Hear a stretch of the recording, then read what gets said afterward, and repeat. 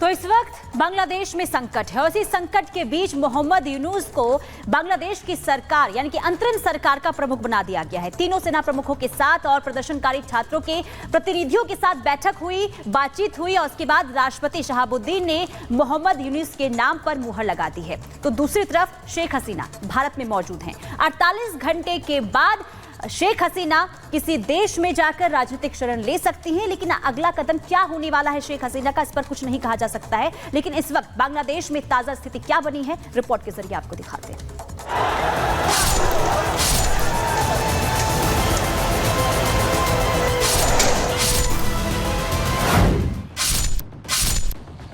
बांग्लादेश में जारी बवाल के बीच अब अंतरिम सरकार के गठन को लेकर राष्ट्रपति मोहम्मद शहाबुद्दीन ने एक बड़ा ऐलान किया है। हिंदुओं के खिलाफ हिंसा, आगजनी, जबरदस्त लूटपाट और हुड़दंग के बीच बांग्लादेश के तीनों सेना प्रमुखों और छात्र नेताओं के साथ बैठक में राष्ट्रपति शहाबुद्दीन ने मोहम्मद यूनुस को अंतरिम सरकार का प्रमुख बनाए जाने का ऐलान किया। गौरतलब है कि शेख हसीना के पीएम पद से इस्तीफे और बांग्लादेश छोड़ने के बाद सेना ने बांग्लादेश में 48 घंटों के भीतर नई सरकार के गठन का ऐलान किया था। राष्ट्रपति ने तत्काल चुनी हुई संसद भंग कर दी थी और छात्रों की मांग थी कि मोहम्मद यूनुस को सत्ता की कमान सौंप दी जाए। अब छात्रों की इच्छा को ध्यान में रखते हुए राष्ट्रपति शहाबुद्दीन की तीनों सेनाओं के प्रमुखों और बंग भवन में छात्र आंदोलन के 13 सदस्यों वाले प्रतिनिधि मंडल के साथ हुई बैठक में मोहम्मद यूनुस को कमान सौंपने का निर्णय लिया गया। अब जरा ये भी जान लीजिए कि आखिर कौन है मोहम्मद यूनुस, जिन्हें अंतरिम सरकार का मुखिया चुना गया है। 28 जून 1940 को चटगांव में मोहम्मद यूनुस का जन्म हुआ। 1983 में मोहम्मद यूनुस ने बांग्लादेश में ग्रामीण बैंक की स्थापना की। सामाजिक उद्यमी, अर्थशास्त्री और बैंकर के रूप में मोहम्मद यूनुस की पहचान है। 2006 में यूनुस और उनके ग्रामीण बैंक को नोबेल सम्मान से सम्मानित किया गया। माइक्रो फाइनेंस में अग्रणी काम के लिए यह सम्मान यूनुस को दिया गया। 2007 में नागरिक शक्ति नाम से राजनीतिक दल की भी स्थापना इन्होंने की। मोहम्मद यूनुस ने चुनाव में उतरने से इनकार किया।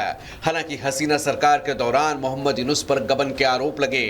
इस साल जनवरी में गबन मामले में 6 महीने जेल की सजा भी सुनाई गई। हसीना सरकार के खिलाफ प्रदर्शन कर रहे छात्रों ने नोबेल विजेता मोहम्मद यूनुस को सरकार बनाने में मदद का न्योता दिया था, जिसे उन्होंने मंगलवार शाम को स्वीकार कर लिया। यूनुस ओलंपिक कमेटी के न्योते पर बतौर स्पेशल गेस्ट पेरिस में हैं। वो जल्द ही बांग्लादेश लौट सकते हैं। यूनुस ने कहा कि छात्र कई दिनों से प्रदर्शन कर रहे थे, उन्हें इसकी भारी कीमत चुकानी पड़ी है। अगर छात्रों और देश की जनता ने इतनी कुर्बानी दी है तो मेरी भी कुछ जिम्मेदारी है। यही सोचकर मैंने छात्रों की मदद करने का फैसला लिया है।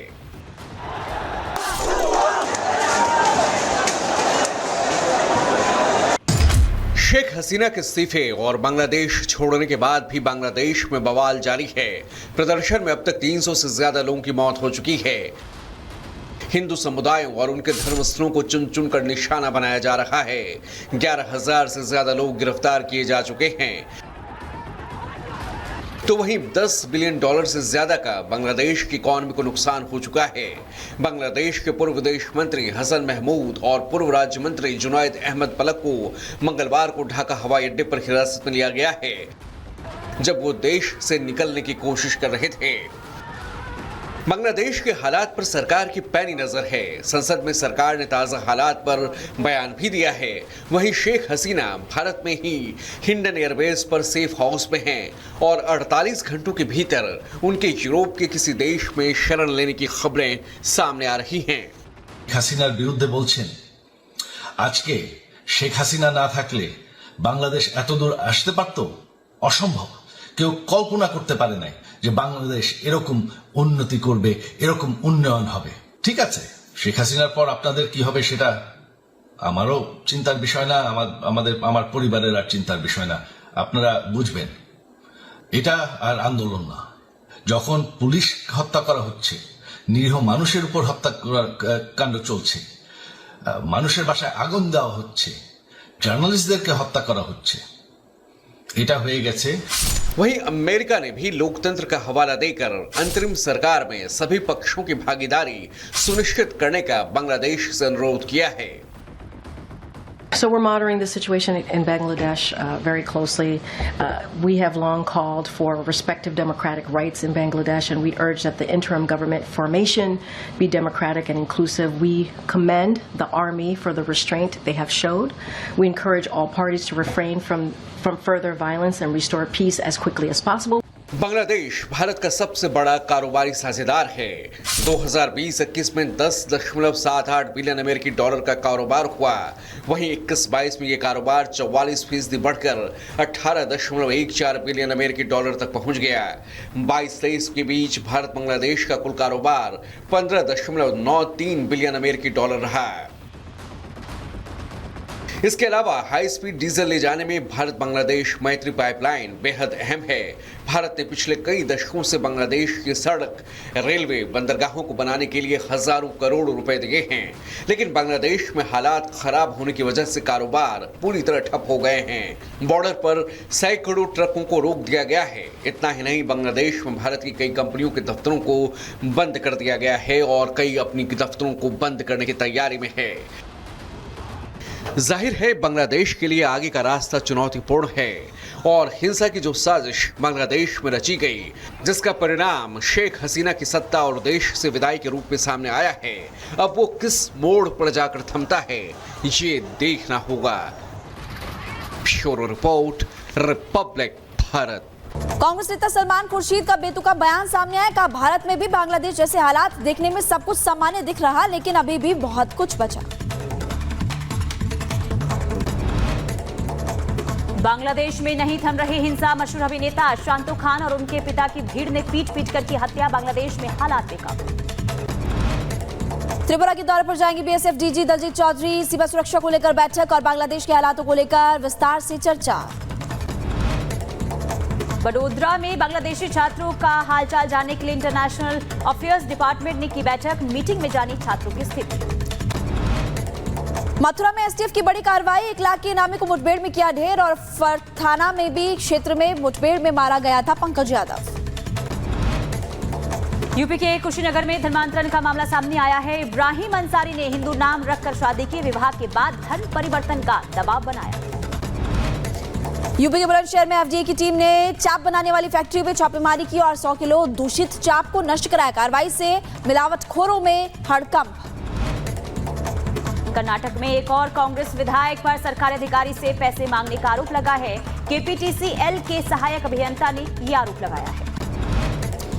उत्तर प्रदेश के मुजफ्फरनगर में स्कूल अध्यापकों की लापरवाही सामने आई। छुट्टी होने पर अध्यापकों ने बच्चों को बंद कर दिया। अध्यापकों के खिलाफ परिजनों में गुस्सा।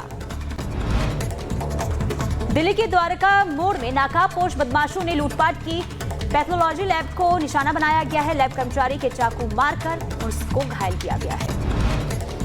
फिरोजाबाद में गैंगस्टर साजिद खान पर फिर चला पुलिस का हंटर। 37 लाख से ज्यादा संपत्ति कुर्की और उससे पहले साजिद खान की 2.5 करोड़ से ज्यादा की संपत्ति को सीज किया था। कानपुर के उर्सला अस्पताल में दबंगों ने डॉक्टर्स के साथ मारपीट की। मरीज को डिस्चार्ज कराने को लेकर विवाद हुआ। पुलिस ने मौके से पहुंचकर आरोपी को गिरफ्तार किया। बुलंदशहर में ग्रामीणों ने एक हमलावर को पकड़कर धुनाई कर डाली। वीडियो वायरल हुआ। 2 बाइकों पर आए थे आधा दर्जन हमलावर। बुलंदशहर के खानपुर में स्कूल से घर जा रही छात्रा के साथ छेड़छाड़। बाइक सवार 2 शोहदों ने की छेड़छाड़। विरोध करने पर मारपीट की। पुलिस ने दोनों आरोपियों को गिरफ्तार किया है।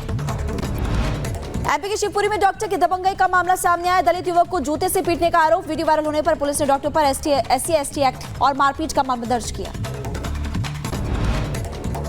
जौनपुर में जेसीबी छोड़ने के लिए घूस लेता दारोगा दिखाई दिया। आपको बता दें, दारोगा को गिरफ्तार कर लिया गया है। एंटी करप्शन टीम ने दारोगा को 10,000 घूस लेते गिरफ्तार किया है।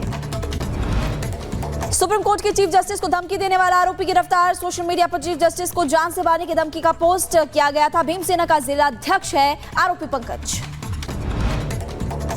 अम्बेडकर नगर में गोकर्षी के ठिकानों पर पुलिस ने छापेमारी की। 3 गौ तस्करों को पुलिस ने गिरफ्तार कर जेल भेज दिया है।